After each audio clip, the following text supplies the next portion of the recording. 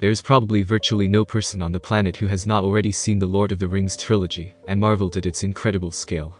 Stunning battles, enormous creatures, and, of course, the famous use of motion capture in the creation of Gollum. These achievements were so brilliant that they closed our eyes to other incredible works. And let's look at what they look like without special effects.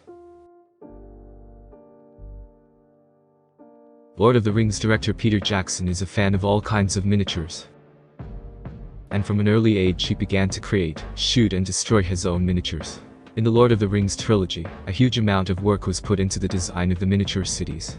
Without them, the movie would not have had that aesthetic. Rivendell is a prime example of this.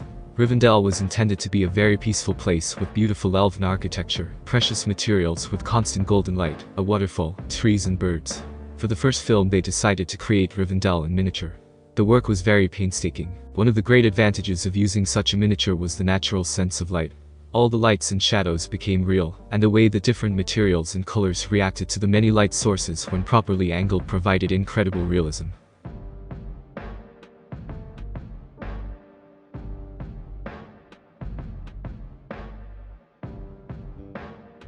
In creating the City of the Dead, the design team was inspired not only by the stories in the book, but also by a place called Petra, located in Jordan. Jackson's idea was to have the skulls of the people buried by the volume sprinkled on the characters at one point. A whole mechanism was built that was set up to do this.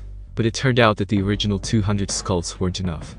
It didn't look as large scale as one would have liked. So the number of skulls grew to 2,000, then 10,000, then 50,000, until finally it reached 80,000.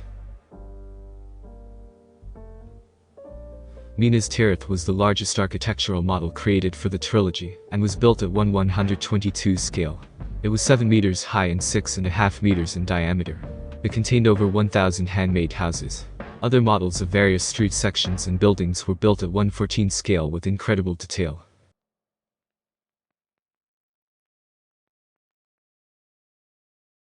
In fact, Minas Morgul was a Gondor city before it fell into the hands of Sauron, so the design team based it on Minas Tirith with its white stone, but added rusty iron parts that stained the structure.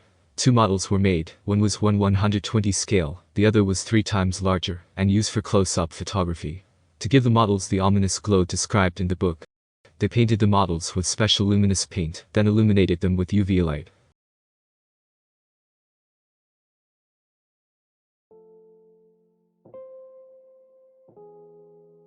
Another detail that tends to get lost in the marvels of the movies is the difference in scale between Gandalf, the hobbits, the elves, and the dwarves.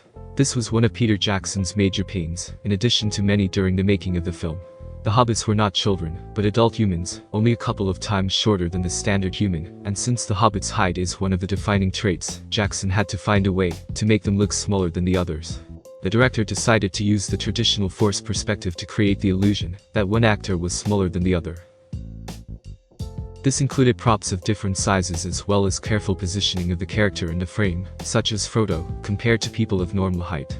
This technique involves moving the object, which should seem smaller, further away from the camera, and then the cameraman with their professional approach to the selection of angle, a banal example of forced perspective.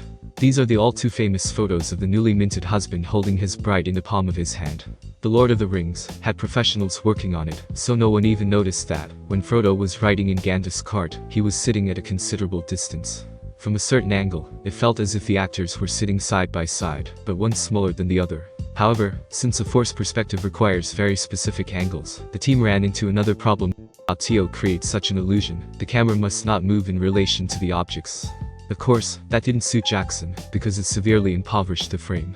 But after thinking about it for a while, the team found a way out. The objects moved invisibly to the viewer simultaneously with the camera, which kept the necessary distorted proportions on the screen. This was achieved with the help of 2 carts and motion control technology. One dolly was used to move the camera along the rear path, and the object to be shot on the other dolly. In some moments, the forced perspective did not help, so the team had to use the technique of combined shooting. This technique involves shooting 2 actors separately, and then combining all the shots into one. They either shot a frame with one actor against a blue screen, and then shot it with another actor against the same blue background, but from a distance, or used computer software to zoom in. But what about Balrog? Here the team had to use computational fluid dynamics, a method used to simulate fire, but in those days this field was only in its infancy. And Jackson's team, you could say, was a pioneer. Computational fluid dynamics is used to realistically simulate animations and visualize liquids, gases, explosions and other related phenomena. Having, for example, the same liquid at the input, the fluid simulator simulates its behavior and movement over time, taking into account the many physical forces of objects and interactions. Jackson's team had to work with the elements of fire and fluctuating heat, and had to do it in a way that looked as realistic as possible. At the time, Balrog was too vast for this technique to work. To put fire all over Balrog's model, on every pixel of it, was one of the hardest things to do. And the Balrog scene alone took months of work. Where there was fire on Balrog also required a heat haze, and a separate specialist was used for that. He had to investigate how the heat haze actually works and behaves, examining the laws of physics involved. Ultimately, this fluctuation actually affected the distortion of the image to make it look jittery and undulating. This year we are expecting the Lord of the Rings series from Amazon Prime Video. Let's see if they manage to create something really special.